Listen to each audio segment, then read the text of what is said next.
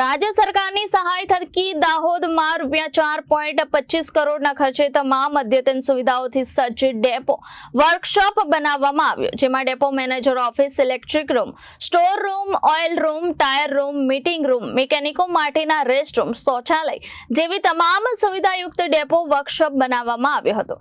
Dahod depot દ્વારા દૈનિક 77 જેટલા શેડ્યુલનું નિયમિત સંચાલન કરી દૈનિક 35,000 જેટલા મુસાફરોને બસ સુવિધા પૂરી પાડવામાં આવે છે, તેમજ દાહોદ ડેપોની દૈનિક આવક અંદાજિત 15 થી 20 લાખ જેટલી થવા પામે છે।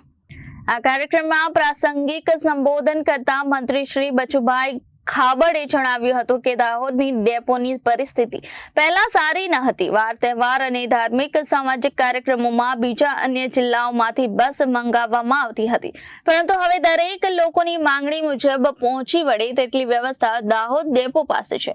આ વર્કશોપમાં હવે બસોનું સારી રીતે મેન્ટેનન્સ થશે, જેથી મુસાફરો સારી રીતે મુસાફરી કરી શકે અને કોઈ પણ પ્રકારની મુશ્કેલી ન પડે તે માટે એસટી ડેપો દ્વારા કામગીરી કરવામાં આવી રહી છે। તેમણે વધુમાં કહ્યું હતું કે વડાપ્રધાન શ્રી નરેન્દ્રભાઈ મોદીનું 2047નું વિકસિત ભારતનું સ્વપ્ન છે, જે પૂર્ણ કરવા શહેરો જેવી વ્યવસ્થા ગામડાઓમાં મળી રહે અને ગામડાઓના ખેડૂતો બહાર મજૂરી અર્થે ન જવું પડે અને ઘરે રહીને ખેતી કરે, તે માટે દરેક ખેડૂતના ખેતર સુધી પાણી પહોંચે તે માટેની કામગીરી ચાલી રહી છે। આ પ્રસંગે સાંસદ શ્રી જસવંતસિંહ ભાભરે કહ્યું હતું કે અનાજ માટેનું ગોડાઉન દાહોદમાં ન હોવાને કારણે દાહોદથી ગોધરા સ્ટોર કરવામાં આવતો હતો, પરંતુ આવનાર સમયમાં દાહોદમાં અદ્યતન ગોડાઉન બનાવીને દાહોદનું અનાજ દાહોદ જિલ્લામાં સચવાય તે માટેની કામગીરી હાથ ધરવામાં આવી રહી છે।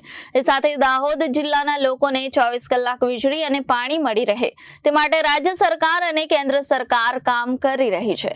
Bureau report Janadesh news Dahod.